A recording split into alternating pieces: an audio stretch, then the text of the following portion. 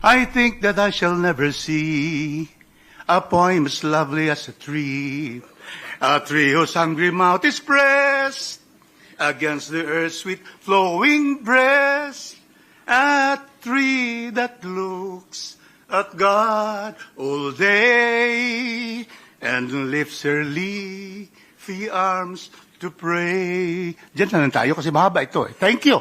Sinalubong ng isang awit ni Cagayan de Oro's 2nd District Representative Rufus B. Rodriguez ang pagdinig ng Special Committee on Reforestation na ang mensahe ay naglalarawan sa kahalagahan at natatanging ganda ng mga puno. Matapos nito ay tinalakay ng komite ang 6 na panukalang batas, ang House Bills 3700, 3701, 3702, 4837 at ang pinagsamang House Bills 3345 at 3350.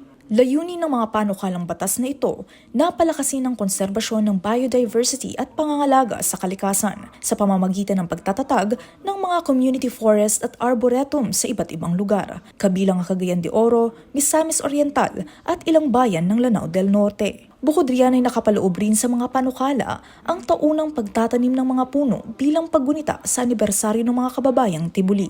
Ayon sa mga kinatawanan na nagsusulong ng panukalang batas, ang mga proyekto ay bahagi ng mas malawak na layunin na mapanatili ang kagubatan, mabawasan ang pagbaha at suportahan ang kabuhayan ng lokal na komunidad. Bagamat kinakailangan pang busisiin ng ibang detalye, nagkaisa naman ang mga resource speakers sa pagsuporta sa mga panukalang batas. Para sa totoong balita sa Bagong Pilipinas, Carms Magliyuan, Congress News.